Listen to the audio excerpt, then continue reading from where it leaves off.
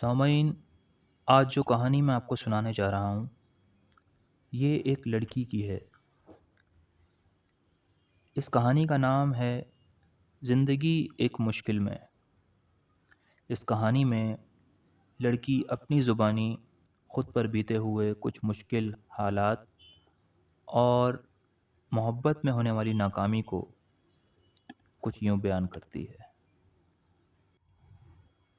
میں اپنے گھر سے کچھ فاصلے پہ کھڑی ہوں۔ پاس کھڑا ایک مقامی لڑکا پوچھتا ہے، آپ کیسی ہو؟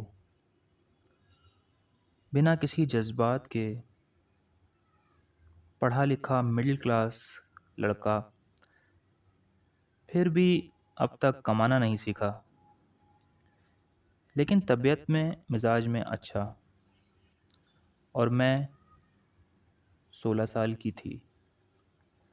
محبت کے احساس کے لیے مکمل طور پر بالغ، لیکن پھر بھی کچھ سمجھ نہیں آئی۔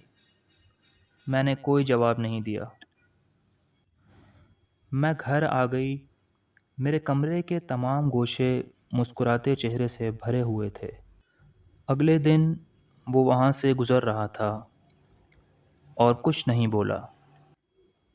میری نظریں اس پر تھیں۔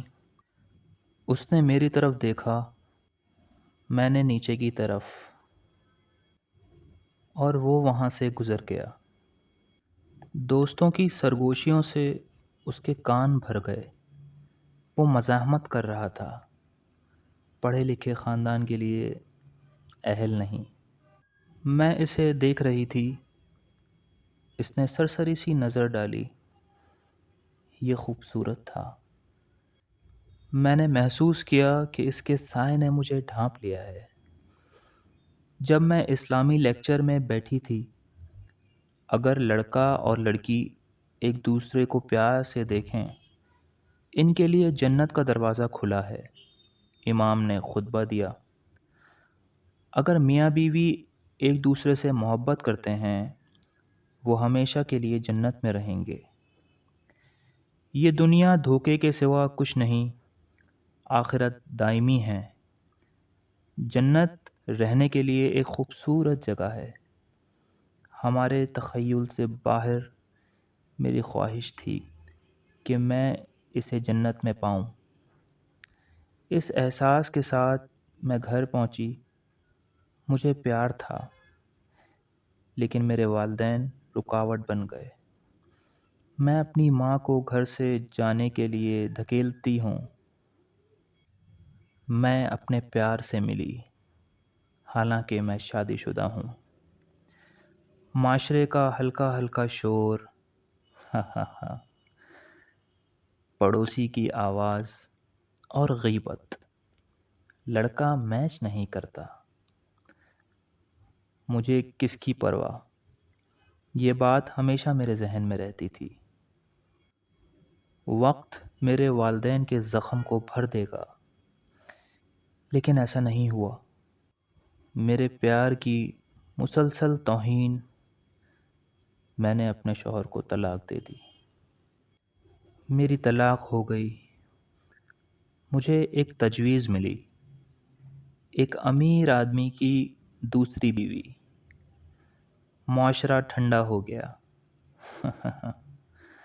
ہائے، آواز پگھل گئی، لیکن میری طلاق تو ہو چکی تھی، اور میرے پیارے نے بھی ایک غریب لڑکی سے شادی کر لی۔ معاشرہ اب میری کامیابیوں کی تعریف کرتا ہے، سونا اور ہیرے رکھنے کے لیے، اور لگژری گاڑی پر بیٹھنے کے ساتھ، گہری سانس اور آنسو کے ساتھ اپنے پیارے کو دیکھنے کے لیے، دل میں حسرت رکھنا، اور ایک طرف میرا طلاق دے دینا۔ پھر بھی وہ میرے دماغ پر گزر رہا تھا جب میں خود کو محسوس کر سکتی تھی۔ صرف ہمارے درمیان سانسوں کا تبادلہ محسوس کیا جا سکتا تھا، لیکن معاشرہ مجھے طلاق دینا چاہتا ہے۔ اور میں نے کب کی طلاق دے دی، کیونکہ مجھے تو بس یاد ہے میری مقدس خواہش کو یاد رکھنا، اس سے دوبارہ جنت میں ملنے کے لیے، اس کا حسب معمول مسکراتا ہوا چہرہ دیکھنے کے لیے، جو کہ بہت پیارا ہے، جو میرا محبوب ہے، جو میرا پسندیدہ ہے، اور جہاں مجھے اپنا سکون ملا۔ مجھے یاد ہے اس کا مسکراتا ہوا چہرہ، نرم لہجے میں، سوالیہ انداز میں اس کا پوچھنا، آپ نے کیا پکایا ہے؟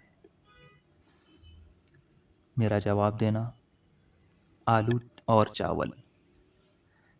میں نے اپنی چمکتی آنکھوں سے جواب دیا، اور میں نے دیکھا اس کے چہرے پر مسکراہٹ تھی اور کوئی تھکن نہیں تھی، جو میرے لیے باعث اطمینان تھا۔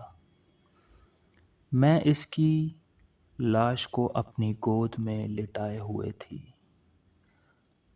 ہزاروں سال گزر جائیں گے لیکن وہ تھکے گا نہیں۔ اس کی مسکراہٹ سے لطف اندوز ہونے میں ہی میری خوشی تھی۔ میرے لیے اور کتنے دن باقی ہیں؟ موت کے جلوس میں شامل ہونا ہے۔ شاید وہ مجھے چھونے آئے گا، لیکن اپنے بازو واپس جوڑ دیتے۔ غالباً ایک زبردست جذبے کے ساتھ وہ میری الوداعی دعا میں شرکت کے لیے آتا، لیکن لوگ اسے خوف سے دیکھتے، ایک جلا وطن اور کوئی سرزنش کرے گا۔ میں نے سب سے چھپ کے کبھی اپنے پیار سے شادی کی اور طلاق بھی دے دی، جو میں نے قیمت چکانے کے لیے کیا۔ اپنے والدین کی نافرمانی کے لیے میں انہیں خوش کرنا چاہتی تھی، اور اللہ کے حکم پر عمل کرنا۔ اپنے والدین کے ساتھ حسن سلوک کرو اور معاشرے کی تعمیل کرتی ہوں، لیکن جنت میرے لیے پرامن جگہ نہیں ہوگی، کیونکہ میں اپنے والدین کی گنہگار ہوں۔ میں عرض کرتی ہوں مٹ جانے کی خواہش کے ساتھ، اور مجھے دوبارہ زندہ نہیں کیا جائے گا، لیکن ایسا نہ ہو سکا۔ آسمان پر ایک خوبصورت باغ میں اکیلی چل رہی ہوں۔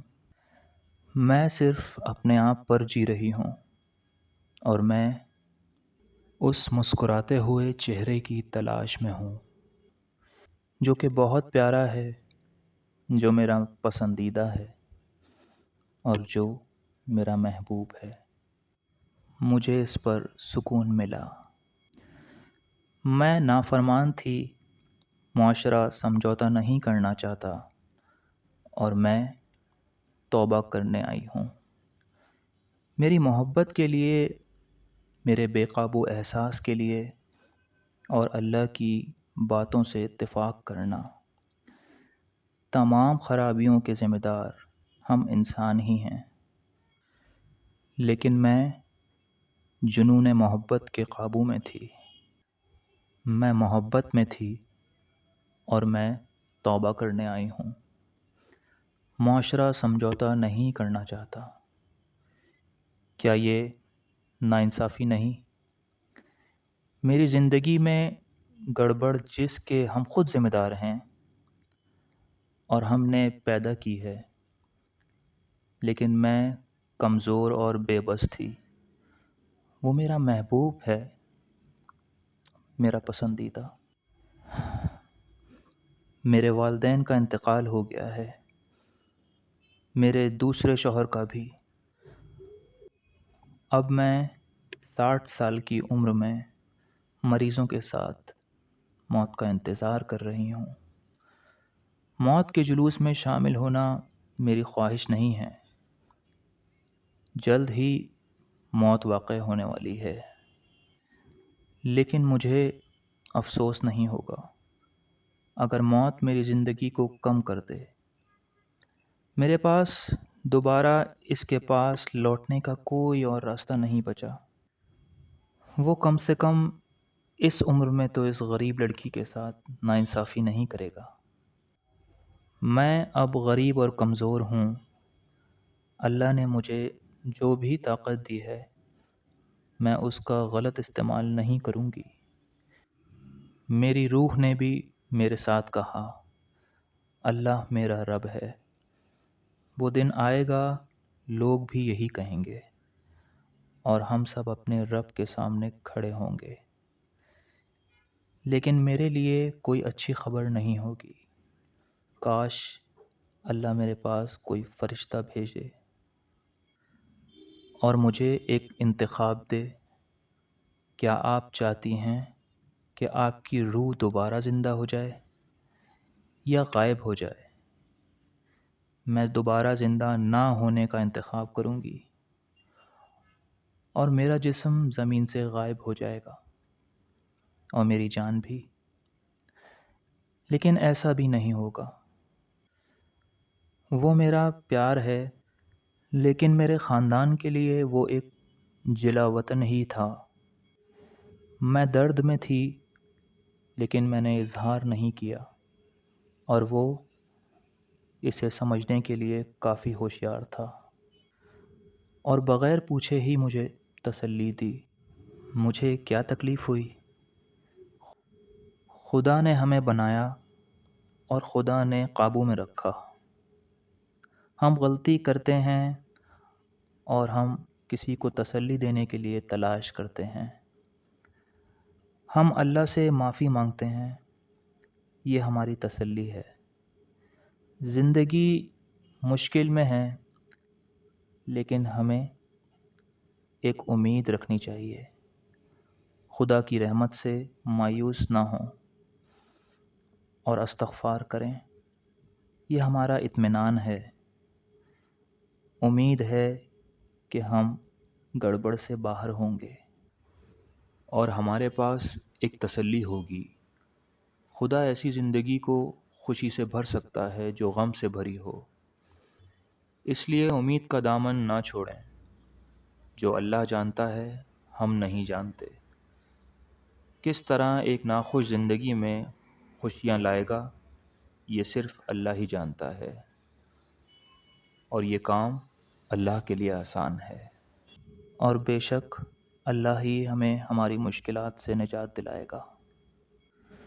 سامعین، اسی کے ساتھ وہ لڑکی جو اب 60 سالہ عورت تھی، اپنے محبوب سے جنت میں پھر ملنے کی خواہش رکھتے ہوئے خالق حقیقی سے جا ملی۔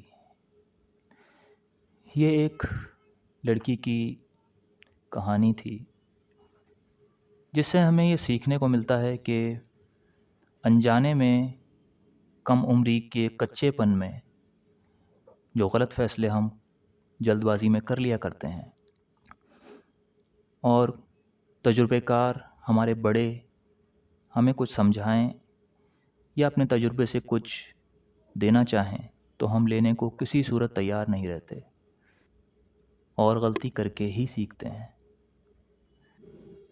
لاکھوں بیجا خواہشات اور غلط فیصلوں سے